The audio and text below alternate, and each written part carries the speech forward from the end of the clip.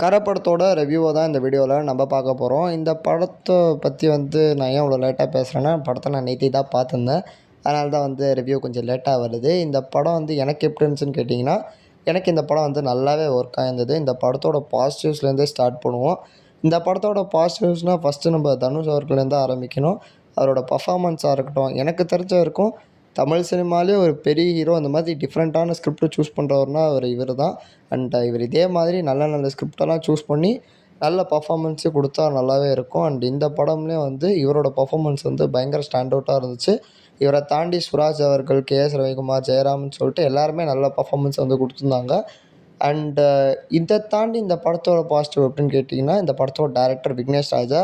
இந்த படத்தில் நிறைய த்ரில்லர் மொமெண்ட்ஸ் அப்படின்றது இருக்குது. எல்லா த்ரில்லர் மொமெண்ட்ஸுமே உங்களுக்கு நல்லாவே ஒர்க் ஆகும். எல்லா த்ரில்லர் மொமெண்ட்ஸுமே நல்லாவே இருந்துச்சு. படத்தில் ஹைலைட்டாக எனக்கு சொல்கிற சில சீன்ஸுமே இருந்துச்சு. இந்த படத்தோட இன்டர்வல் பிளாக்கு இந்த படத்தில் ஹைட் சீன் வர நிறைய இடம் எனக்கு ரொம்ப பிடிச்சிருந்தது. இந்த படத்தில் ஒரு சின்ன மெசேஜ் அப்படின்றதுமே கொடுத்துருக்காங்க. படம் பார்த்த எல்லாருக்கும் தெரிஞ்சிருக்கும். நான் ஸ்பாயில் பண்ண விரும்பலை. அந்த மெசேஜ் ரொம்ப நல்ல மெசேஜ்னே சொல்லலாம். ஒரு பேச வேண்டிய விஷயம் அப்படின்னுமே சொல்லலாம். இந்த படத்தில் வர எல்லா கேரக்டர்ஸுக்குமே நல்ல ஒரு வெயிட்டேஜ் அப்படின்றது இருக்குது. கருணாஸ் அவர்களோட கேரக்டராக இருக்கட்டும், ஏற்கனவே சொன்ன மாதிரி ஜெயராம் அவர்களோட கேரக்டர், சுராஜ் அவர்களோட கேரக்டர், தனுஷ் அவர்களோட கேரக்டர்லாம் நல்லாவே எழுதியிருந்தாங்க. அதுவுமே இந்த படத்தோட ஒரு பெரிய பாசிட்டிவ்னு சொல்லலாம்.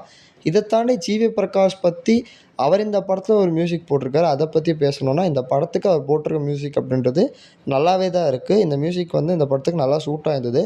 ஆனால் என்ன தான் இருந்தாலுமே ஜிவி அவர்கள் இந்த மாதிரி படத்துக்கு மியூசிக் போடுறது ஒரே மாதிரி இருக்கோ, ஒரே சாயலில் தான் இந்த மியூசிக்லாம் வருது. என்ன தான் ஒரே ஜான்ராவாக இருந்தாலும் வேறு மாதிரி மியூசிக் போகலாம் அப்படின்றது என் பாயிண்ட்டு.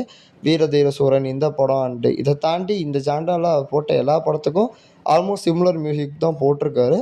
ஸோ அதை மட்டும் கொஞ்சம் மாற்றி தான் இன்னும் நல்லா இருந்திருக்கும். பட் இந்த படத்தோட மியூசிக் அப்படின்றது ஒரு பெரிய பாசிட்டிவ் தான், நல்லாவே இருந்துச்சு.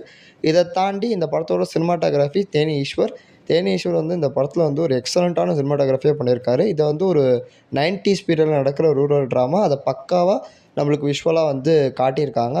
எடிட்டிங்குமே இந்த படத்தில் நல்லா இருந்துச்சு. எல்லா டெக்னிக்கல் வைஸுமே இது ஒரு ஸ்ட்ராங்கான ஃபிலிம்னே சொல்லலாம். எடிட்டிங்குமே இந்த படத்தில் நல்லாவே பண்ணியிருக்காங்க. நான் தம்ப்நெயிலில் ஏன் நம்ம அப்ரிஷியேட் கரெக்டான மெம்பர்ஸாக பண்ணணும் அப்படின்னு நான் சொல்கிறேன்னா, இப்போது தமிழ் சினிமாவோட ஸ்டேஜ் என்ன அப்படின்றது கண்டிப்பாக நிறைய பேர் தெரிஞ்சிருக்கும். தமிழ் சினிமா அப்படின்றது ஒரு பெரிய கம்பேக் கொடுக்க வேண்டிய நிலமையில தான் இருக்குது. இப்போ சில நல்ல படங்கள் அப்படின்றது தமிழ் சினிமாவில் வந்தால் அதில் ரொம்ப நிறைய குறை கண்டுபிடிச்சி அந்த படத்தை ஓட விடாமல் பண்ணுறதுல அர்த்தமே இல்லை. குறை இருக்கிற படத்தில் குறை சொல்லலாம். இந்த படத்தில் பெருசாக குறை சொல்கிற அளவுக்கு எனக்கே ஒன்றும் தெரியல.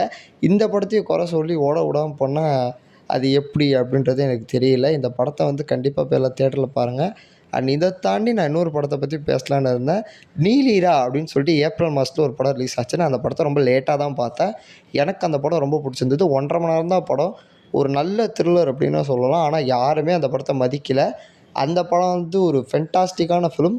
ஓரளவுக்கு பெரிய பட்ஜெட் படம் தான். கார்த்திக் சுப்ராஜ் தான் அந்த படத்தை ப்ரொடியூஸ் பண்ணியிருந்தார். அந்த படத்தோட டேரக்டர் கொடுத்த இன்டர்வியூஸ்லாம் பார்த்துட்டிங்கன்னா அந்த படத்தை பற்றி உங்களுக்கு ஒரு ஐடியா கிடச்சிருக்கும். அந்த படமே ஓடிடியில் வந்தால் மறக்காமல் பாருங்கள்.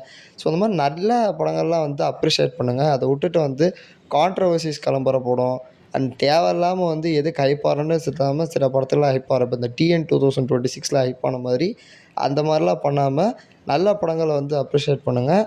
ஸோ அது இன்னுமே தமிழ் சினிமா டெவலப் ஆகிறதுக்கு யூஸ் ஆகும். நேற்றுக்கு அஜித் அவர்கள் பர்த்டே, அதுக்கு ஒரு வீடியோ போடலான்னு தான் இருந்தேன். பட் பெருசாக எந்த ஒரு அப்டேட்டுமே இல்லை அவரோட படங்களை பற்றி. அதனாலே போட முடியல. பட் நேற்றுக்கு அவரோட ரேசிங் டாக்குமெண்ட்ரி பற்றி ஒரு மோஷன் போஸ்டர் மட்டும் வந்தது. அந்த மோஷன் போஸ்டர் பார்க்க நல்லாவே இருந்துச்சு. வீடியோ பிடிச்சுன்னா மறக்காம சேனல் சப்ஸ்கிரைப் பண்ணிக்கோங்க. Until then good bye from moral.